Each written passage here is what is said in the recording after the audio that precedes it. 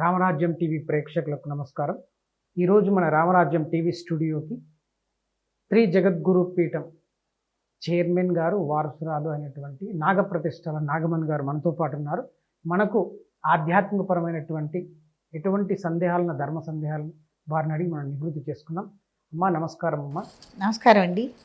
ముందుగా రామరాజ్యం మీడియా సభ్యులందరికీ, యాజమాన్యం వారికి నా శుభాశీస్సులు.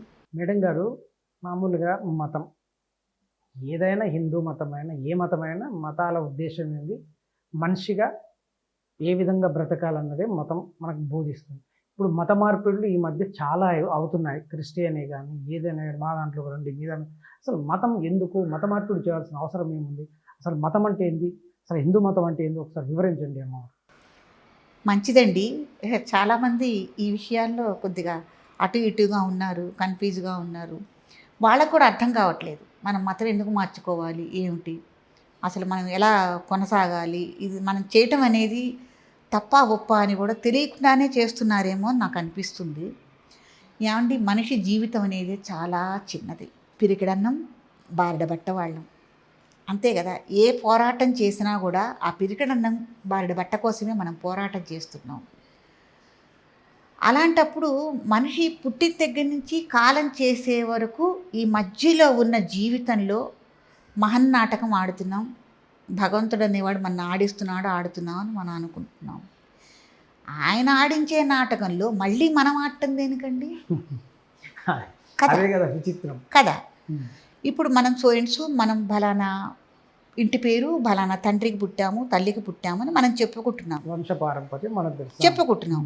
అది కొన్ని రోజులు జరిగిన తర్వాత మా తండ్రి వీళ్ళు కాదు, మా తల్లి ఇది కాదు అని అనుకోవటం అనేది ఎంతవరకు సమంజసము? వాళ్ళ దృష్టికి, వాళ్ళ మేధస్సుకు ఉండాలి. ఎంతవరకు సమంజసం అండి? అవసరమా? అవసరం లేదు కదా. అది ఎంత తప్పు, ఎవరికి వాళ్ళు ఆలోచించుకోవాలి. మీరు ఏ మతంలోకైనా వెళ్ళండి, ఏ గుడికైనా వెళ్ళండి, చర్చికి వెళ్ళండి, మసీదుకి వెళ్ళండి, రామాలయానికి వెళ్ళండి, కృష్ణాలయానికి వెళ్ళండి, లేకపోతే పీఠాలకు వెళ్ళండి, లేకపోతే ద్వారాలకు వెళ్ళండి, ఎక్కడికన్నా వెళ్ళండి. ఎక్కడైనా మీరు ఏమి మంచి నేర్చుకుంటున్నారు, అక్కడ మీరు ఏం మంచిని గ్రహించారు, మీకు ఏది ఉపయోగపడుతుంది అన్నది ముందు మీరు గ్రహించుకోవాలి. అది గ్రహించుకుంటే అసలు ఇవన్నీ రావు, ఈ సమస్యలు అనేవి రావు. నేను ఒకటే చెప్తా, మన తల్లిదండ్రి వీళ్ళే కాబట్టి ఇంకో తల్లిదండ్రి అని మనం చెప్పుకోవటం అనేది అది అసలు న్యాయం కాదు, అది ధర్మము కాదు, అది చాలా తప్పు.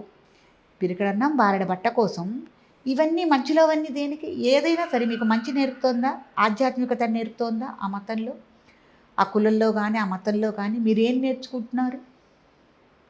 ధర్మం నేర్చుకుంటున్నారా? ధర్మం చెప్తున్నారా? మీకు ఇక్కడ మనసు అనేది ఉంటుంది. ఎవరైనా సరే మీ మనసు ఇక్కడ ఏం చెప్తే అది వినండి.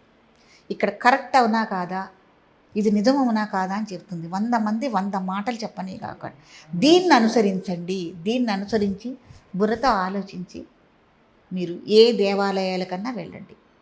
మేమైతే దేవాలయాలు వెళ్తే, ఇప్పుడు మా గుంటూరులో మస్తాన్ బాబా గారి దర్గా ఉంది. అక్కడ చక్కగా పటీ బెల్లం సమర్పిస్తారు. బాబా గారి దర్గాలో చక్కగా వెళ్ళి అక్కడ పటీ బెల్లం సమర్పించండి.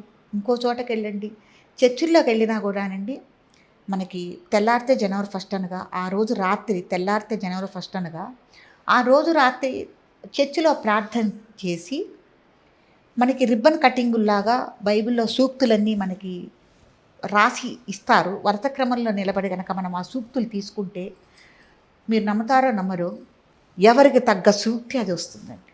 ఒకానొక టైంలో నేను అనుకోనట్టుగా వెళ్ళి నేను ఆ లైన్లో నిలబడి నేను తీసుకుంటే నాకు ఆ రిబ్బన్ కటింగ్లో ఏ తెగులును నీ గుడారముకు చేరదు అని నాకు వచ్చింది. ఆ రోజునున్న నేను పరిస్థితులకు తగ్గట్టు నాకు వచ్చింది. ఇది నువ్వు అక్కడికి వెళ్ళి నువ్వు గమనించుకున్నావు, ఇది నీకు మనసుకు హత్తింది, అవునా కాదా? నీకు సరైన నీకు ఓదార్పు అనేది వచ్చింది. నువ్వు కష్టాల్లో ఉన్నప్పుడు నీకు ఏమొచ్చింది? ఏ తెగులును నీ గుడారంకు రాదు అని వచ్చింది కదా. నువ్వు అక్కడ మంచి అంతవరకే ఉండు, దాన్ని పూసుకోబాకు. నీ ధర్మంలో నువ్వు ఉండు, పక్క ధర్మాలను ఆచరించు, వాటిని గౌరవించు, వాటిని పూజించు. మన ధర్మాన్ని వదిలేసి పక్క ధర్మాన్ని ఆశ్రయించడం తప్పు. అదేనండి. అది ఏంటంటే గీతలో కూడా చెప్పారు స్వామివారు, మన ధర్మాన్ని కాదని పరధర్మానికి వెళ్ళటం అంత శ్రేయస్కరంగా శ్రేయస్కరం కాదు.